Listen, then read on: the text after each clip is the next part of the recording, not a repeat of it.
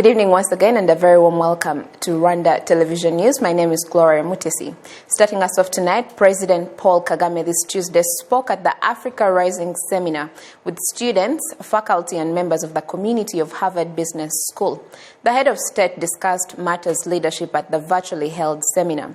Harvard Business School is a graduate business school of Harvard University in Boston, Massachusetts.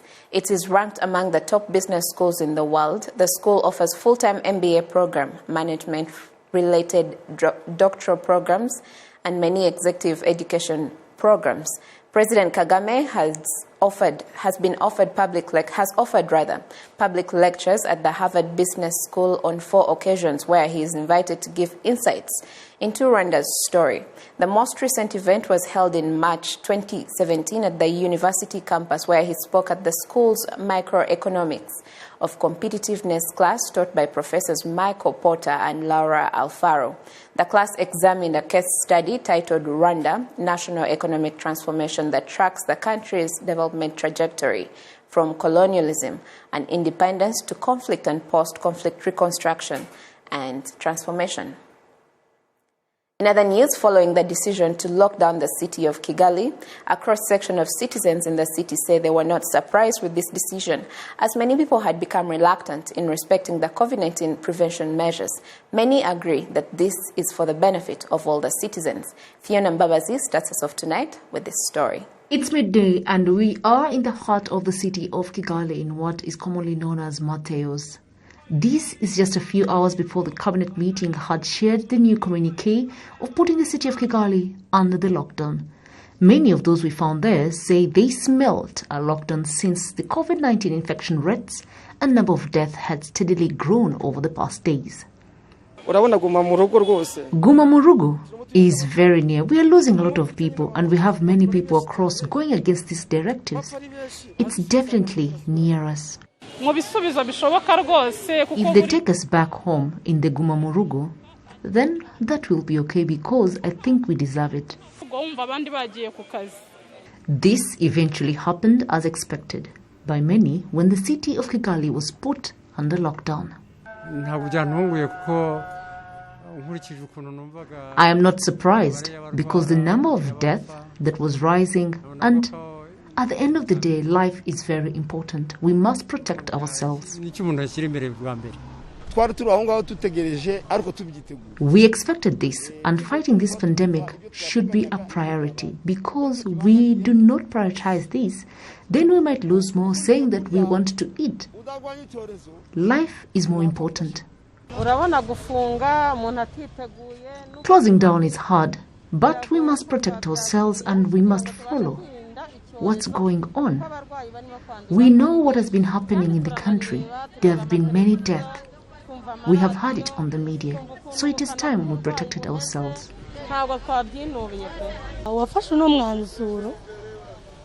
I bless the person who took this decision to put us under lockdown because it is for our own good.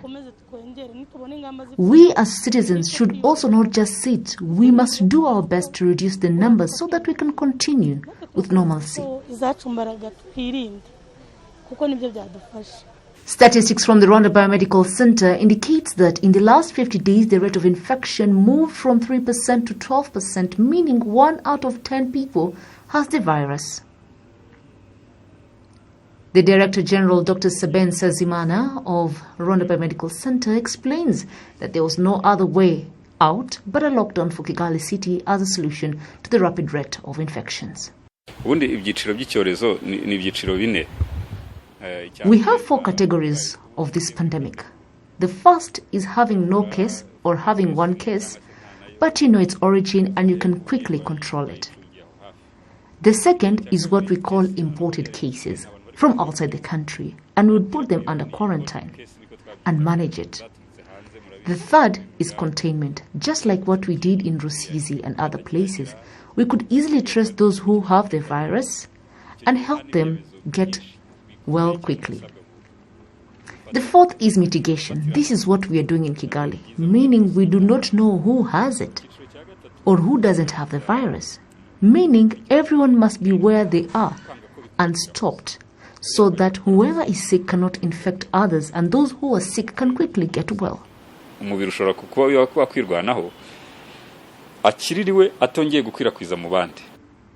From March last year, since the first case was recorded in the country, several districts including Rusizi, Rubavu and other villages within have been put under lockdowns. Now, in the morning of the first day of lockdown in Kigali city, there were people seen looking for ways to get to their families. In the provinces, most of them were facilitated to use public transport but had to pay their own transport fares. Gabi Muvunyi has more. In the Nyabugogo Regional Bus Park and in other bus parks across Kigali, crowds of people were seen waiting for cars to take them to provinces. Others were seen walking from one district to another district after the cabinet resolutions found them away from home.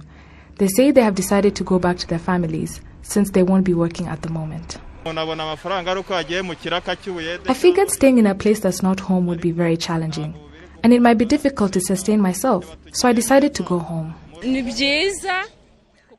Not going home would be an issue, because it is possible we could lack food during the lockdown. Minister of Local Government, Prof. Shaka Anastas, had earlier said those people who were away from their families at the start of lockdown in Kigali would be facilitated to go back to their families. We are a government that listens to the citizens, so we are reasonable in implementation. We're giving it time for people to figure it out, if they're staying where they are or if they're going back to their families. That's understandable. So we will help them see how they can adhere to the guidelines without any excuses.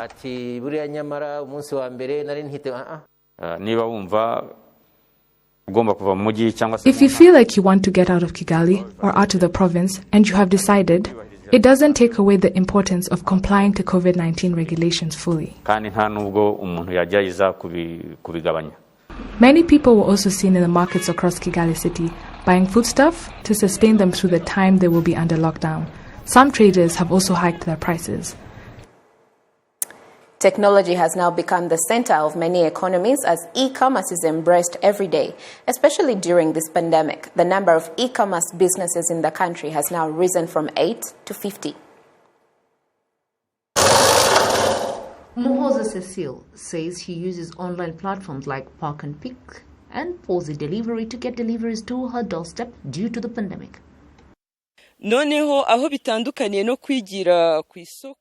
The difference is that I do not go to the market. That means saving time and even money. Some say that there is a difference due to the prices, but in reality, when you look at it, the money used is what you would have used when you went there yourself.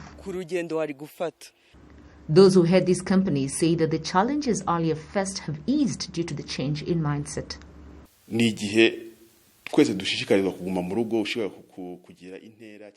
This is a time when we are at home and thus reducing the number of those going to the markets or even malls. So it's not hard that our clients would understand that we'll help them sell or even deliver their products. The CEO of the PSF ICT Chamber, Alex Nare, explains that the Chamber aims to have more people on the online platforms. At the moment, it's challenging, it's disheartening, the fact that we do not have everybody online as yet.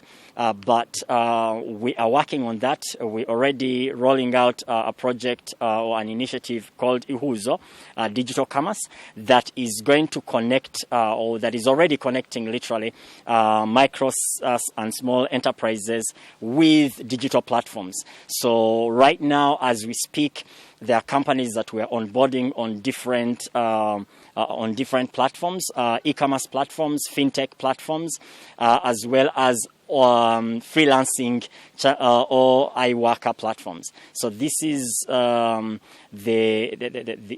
return on investment, I can say, that's really a result of the investments that have been made in internet, in education, in ICT education, but as well as in other programs that the government put into place, and we're taking advantage of them. Since the beginning of the pandemic, the country had 8 e-commerce platforms, but today the number has risen to 50. Plans are there to see that this number grows to 1,500 while employing over 2,000 people. Now away from Kigali, in Muhanga town, residents are being urged to build in accordance with the regulations as the overcrowding is hampering the city's redevelopment and renovation projects, especially when roads are being built. Umwari Jed has more. Experts say that a width of at least 9 meters is usually required to build tarmac roads in the area. In Gahogo, in Muhanga town, it is not possible to find more than 6 meters between two fences. This immediately points out the need for compensation during construction of roads. There was once a small road here built by early settlers in the area. The government would like to demolish homes in order to build a new tarmac road, but we have not been given any compensation. We would only request that they look for compensation before demolishing our homes. They say it would be difficult to get compensation for everyone. The inconveniences caused are due to the mistakes made by early occupants and settlers in the area, responsible for construction and restoration in the early years. Although the residents of the city are eager, these hindrances lead to the slow development of infrastructure in the area. I highly appreciate the new road built. It has created more convenience and beautified the city. Continuing construction through the city will change as some areas need to be demolished in order for new roads to be built. The government tends to skip certain areas because construction is hard. If the government decides to build roads for us, they should build everywhere. The second phase of the Rwandan government's joint road with the World Bank is nearing completion. It is a road that stretches 5 kilometers and 700 meters long. The deputy mayor of Muhanga district in charge of economics, Kairanga Innocent, says they are in the third phase. Construction is left unattended at times, which can be chaotic. This should be looked over by the department in charge as it interferes with renovation and redevelopment activities in the city.